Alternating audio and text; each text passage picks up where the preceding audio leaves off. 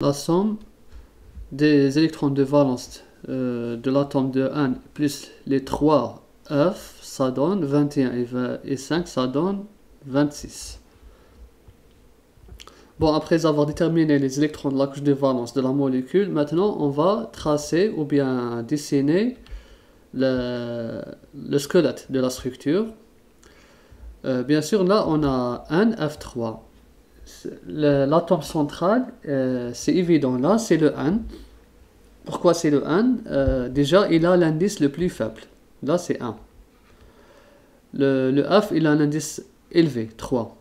Quand l'indice est faible, c'est probablement l'atome central. Aussi, l'atome central, il est caractérisé par une très faible électronégativité.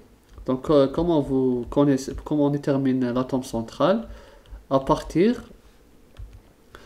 on va dire faible, la plus faible électronégativité et plus faible indice. On peut aussi ajouter le plus grand nombre d'électrons célibataires dans sa couche de valence. Vous vérifiez avec ça, avec ces 3 points, pour voir l'atome central.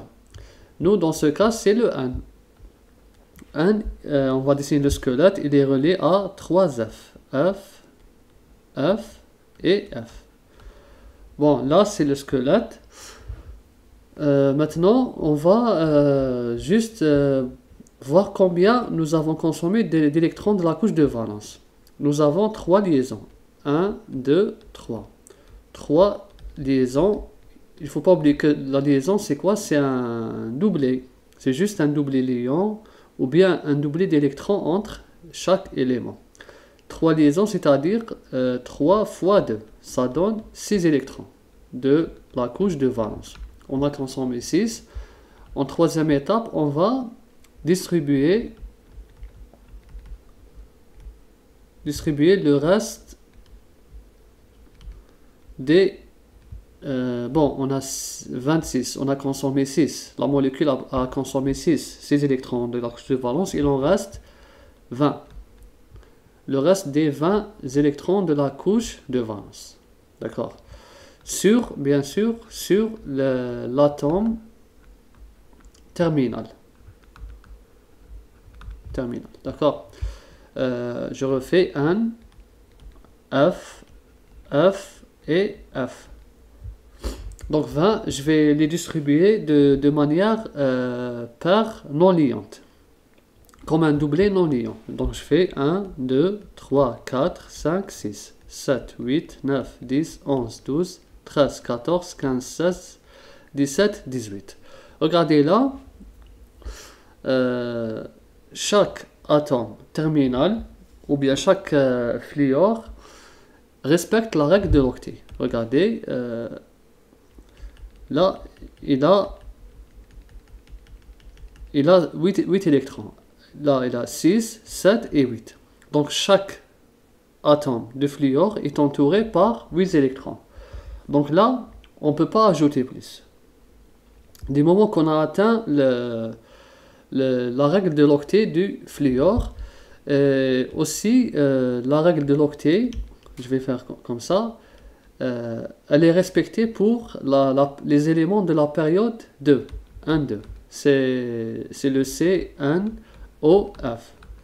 Donc pour le F, du moment qu'on a atteint les 8 électrons qui entourent l'atome, donc on ne peut pas ajouter plus. Donc là on a fait 18, il en reste 2 électrons. Ces 2 électrons, où est-ce qu'on va les mettre? Comme quatrième étape, on va, bon, c'est pas ça la suite toujours. Une fois qu'on a entouré les éléments terminaux avec la règle, c'est-à-dire qu'on a fait la règle de l'octet pour les 3 éléments, maintenant les 2 électrons qui restent, on va les mettre sur l'atome central. Les voici. Maintenant le N, si on fait le compte, le 1 il est entouré par 1, 2, 3, 4, 5, 6, 7, 8. Même le 1 est entouré par 8 électrons.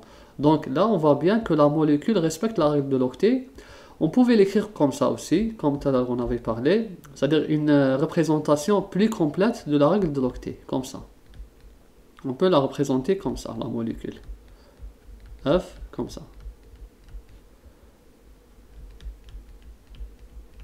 Comme ça et comme ça. Donc là, si vous regardez, vous avez F, voilà le F. Voici un deuxième F, voici un troisième F. Les trois F sont entourés par 8 électrons. Donc les trois F respectent la règle de l'octet. Elle est respectée. Maintenant pour le 1, l'atome central, regardez. L'atome central aussi respecte la règle de l'octet. Elle est respectée. Donc on voit bien que la molécule, du moment qu'elle respecte la règle de l'octet, elle a une couche externe similaire à celle d'un gaz rare, donc elle est très stable. Donc la molécule existe sous cette structure. On fait pour que, bon, faire juste la charge formelle de chaque élément. Ici le N, la charge formelle du N,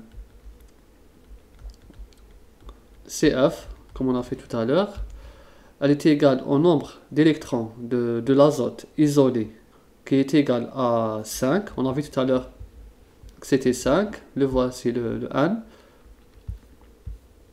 moins l'atome d'azote, c'est-à-dire moins les électrons qui entourent l'atome d'azote, mais après transfert des électrons, on fait la division de ces liaisons.